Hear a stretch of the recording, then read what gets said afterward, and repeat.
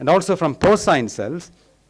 And you house these cells, you house the hepatocytes within a bioreactor, and you pass blood onto this bioreactor through a membrane. The membrane should be such that it will allow the nutrients, including oxygen, to go through. It will allow the toxins to go through, for the liver cells to detoxify them. Immunoglobulins are deflected back. So these cells, use of cells advantages in that it does not only remove the toxins, but it can also replace the synthetic function of the liver. It can also do biotransformation as normal liver cells do. So this may be the future for liver replacement, and maybe perhaps we will have the time someday in the future where a system that we use for renal failure, for instance, can be made. The liver replacement system can be made as robust as the dialysis systems that we have today, and can support patients for an indefinite period of time. So overall, liver failure is a lethal syndrome, and you need to support the liver till spontaneous regeneration happens. There have been many refinements available in the last many years. These include support systems which can at least transiently support the liver to be able to help the liver regenerate, or maybe act as a bridge to transplant, although randomized controlled trials have not really shown that these extracorporeal support systems improve outcomes in any way. However, the future would perhaps lie in the generation of systems which can support the liver like we do for the kidneys, and perhaps in the future liver transplantation can also take off in a big way, such that it becomes as simple to do as renal transplant is today. Thank you.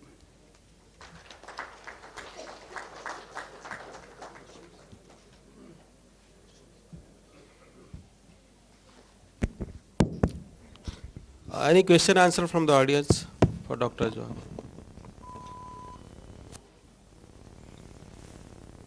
I have one question with you. As you told CRRT versus SLAT, there were no significant difference in mortality.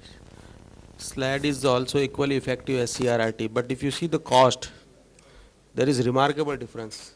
To per se to do CRRT, per se to speak CRRT is very easy, but when we are actually doing for the patient, is cost very high to the patients. So we being a nephrologist, always cost conscious. Yeah. That is entirely true. I agree.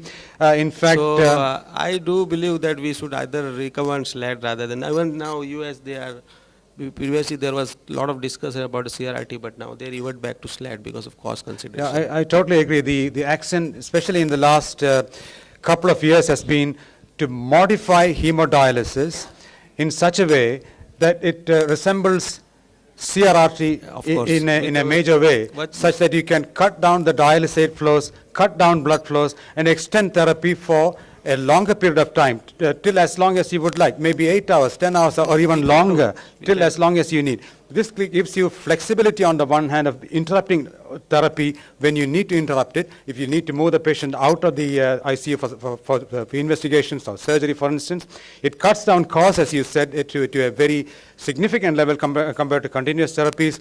Moreover, it is much more convenient and easier to do technically compared to CRRT. The need for anticoagulation is far less than compared to CRRT as well. So overall, the accent these days is to try out these hybrid therapies rather than CRRT.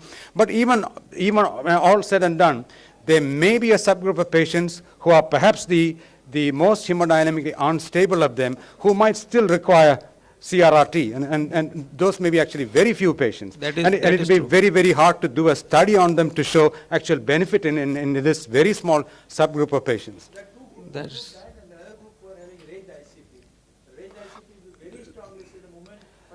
That is very true. The moment you start dialysis, they die.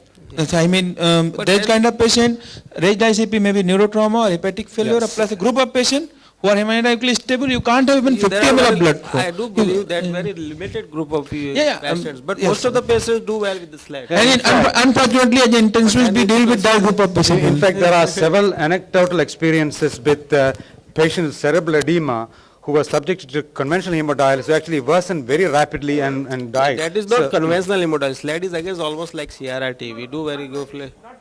No, Only I- except hemodynamic instability, I do agree with you. I think in patients with cerebral edema, be it due to, say, traumatic brain injury, hepatic failure, or similar such cause, I don't think there is any debate. Continuous therapies are superior Yes. to any intermittent therapy. Yes, yes. For this group of patient, strongly, no SLAT, no conventional, it is CRRT only. Okay, any more questions? So I had one question for you. As far as this paracetamol-induced hepatic injury is concerned, whenever it occurs in US or whatever state, like that time it is more in toxic dose. Now here, most of the time we physicians feel paracetamol low dose in the long run is the safest analgesic which we can afford to the patients. Do you endorse that statement?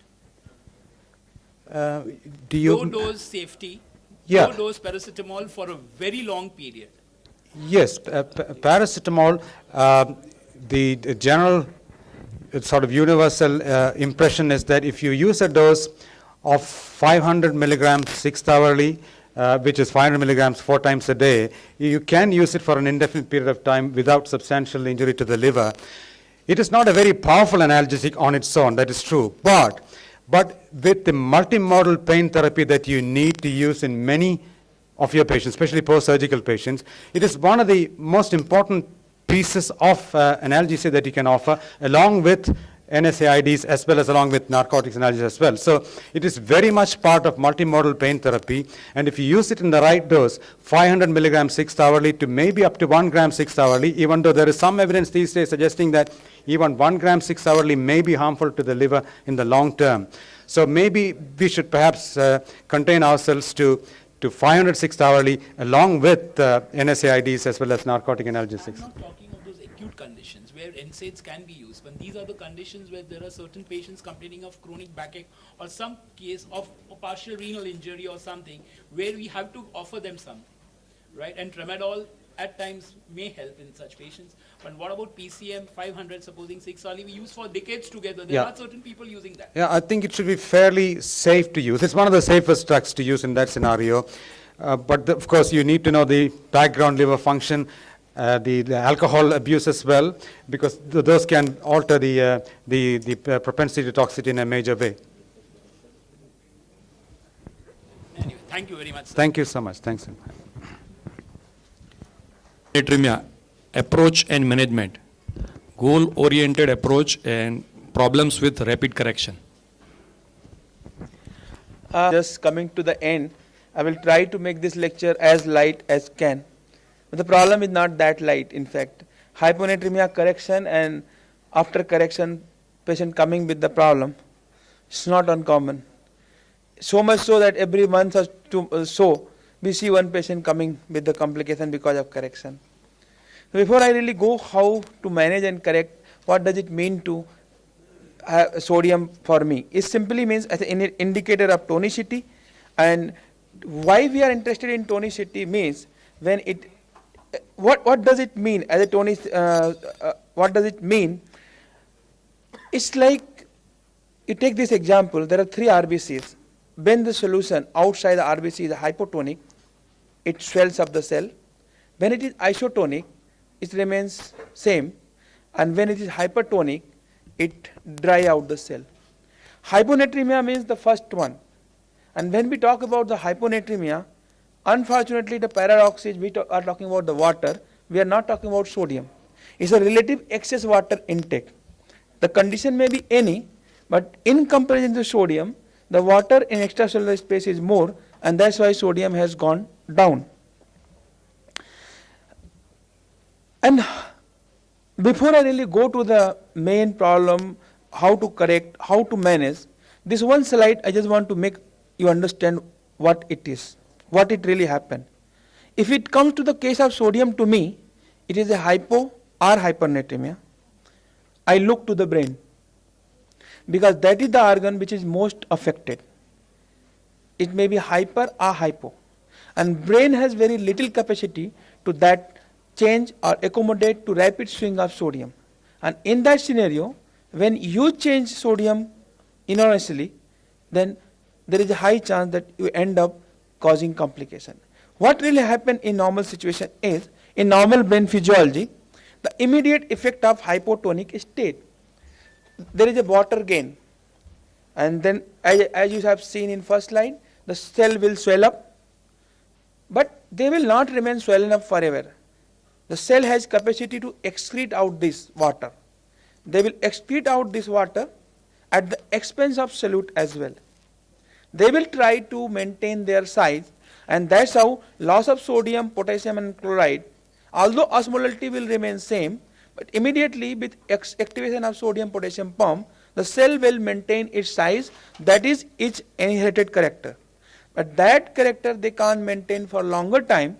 So to correct that and to make that effect sustain longer, after 12 hours or so, inorganic osmolytes are formed in cell and they maintain the osmolality. Now, in a patient who are having chronic hyponatremia, this process is activated. Patient's body and cell is adapted to that low sodium level. And if you try to correct the sodium in this group of patients very rapidly, the second slide where brain damage, it doesn't go to the right direction, rather than, can I get a cursor? If you see, sorry. Here, it's normal. If you correct properly, it goes to the normal state. But if you don't correct properly, it causes brain dysfunction. So, you have to really understand then most important issue in hyponatremia, what is the duration of hyponatremia and how it has developed. If hyponatremia has developed in a patient acutely and patient is symptomatic, you need to correct rapidly, but there is a rule how to correct. But if hyponatremia is chronic and patient is stable, you should not make hurry to correct hyponatremia. If at all you want to correct the sodium, you have to assess certain thing and correct it very slowly over a period of 48 to 72 hours. Most of the time, hyponatremia related problem whenever we come across, it's come because people do not correct sodium rightly. So how to approach hyponatremia and how to correct, I'm just going to focus on these two issues. But before that, just a small case presentation. I just want to make the things light, that's why I'm just doing that. 60-year-old female seen by a physician for complaint of just body ache and tiredness, very common complaint. She was seen and assessed. She was having hypertension, so she was on CCB and diuretic. And all investigations were normal for her except her sodium was 120 and with knee-jerk response. Who will not start 3% NaCl here? Who will start?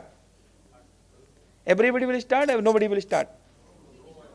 Nobody start. Great.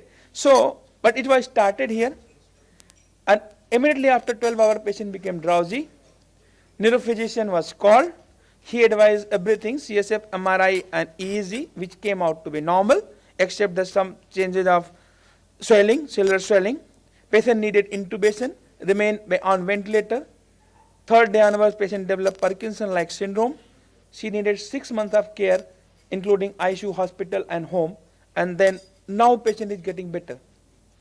So a sodium which did not need to correct or which just needed to be assessed and then correct slowly, just a knee-jerk response, just 3% NaCl and patient ended up spending some 10 lakh rupees. So you can know how a problem which is so easy to treat, which so easy to understand, just your one mistake and can land up in severe problem. So what to do? Work up for hyponatremia. Whenever you come across a hyponatremia case, 3 mandatory lab tests before you go for knee-jerk response, and that is serum osmolality, urine osmolality and urine sodium concentration. I remember a lady, just in beginning of my career in Ahmedabad, just she came and she was unconscious. Suddenly she became unconscious without any reason. She was fine, drowsy and became unconscious. No seizures, nothing. She was so unconscious, deeply comatose, just GCS was 3, seen, intubated. People did not know what is happening. Over a period of 2 days, all the investigations were done. Only thing her sodium was 112 and 13, except that no. People tried to correct the sodium with 3% NaCl for 2 days time, it was not getting corrected. And then somebody just called us to see why it's happening. And we just, after evaluating everything, we just asked for TSH and cortisol level. You won't believe the TSH was 200 and the cortisol was just negligible. We just started replacing the L-troxin and hypothyroidism and cortisol, and thus she started waking up in next 24 hours, and she was extubated after 48 hours. So hypothyroidism and severe adrenal insufficiency can present to you with such a severe hyponatremia that you will not be able to even correct the sodium. So you need to, whenever you are looking at a case of hyponatremia, by rule, if you don't want to do too much of jugglery of osmolality, urine serum, at least you ask for the, if patient is isovolumic, at least you look for the TSH and cortisol value. Oh, sorry. I have gone somewhere. Now, apart from that, coming to the diagnosis, yes, if somebody is unconscious, you are going to do CT scan, there is no problem. You have to do EKG, you have to do chest test to look for.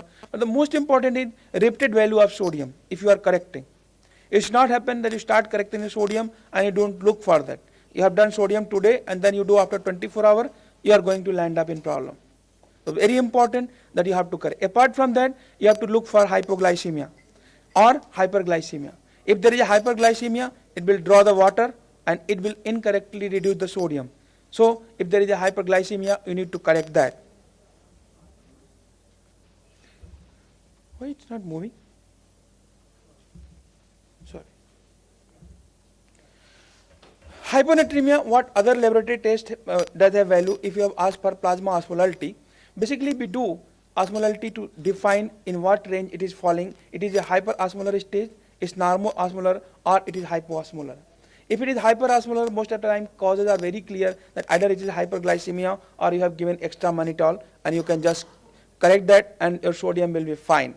If it is a it's like normoosmolar condition, then hyperlipidemia and sometimes multiple myeloma can present like this.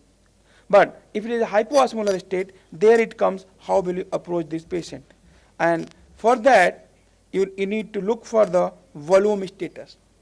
So first approach for any hyponatremic patient is you have to look for the serum osmolality. Once you have found which group, what is the serum osmolality, then your next approach should be what is the volume status. Volume status most of the time is a clinical assessment. Hypervolemia you can very easily assess, and most common cause here will be CHF or cirrhosis liver or nephrotic syndrome. If patient is having euvolemic stage, you should at least SIADH, hypothyroidism and hypocortisolism, this should come in your mind immediately.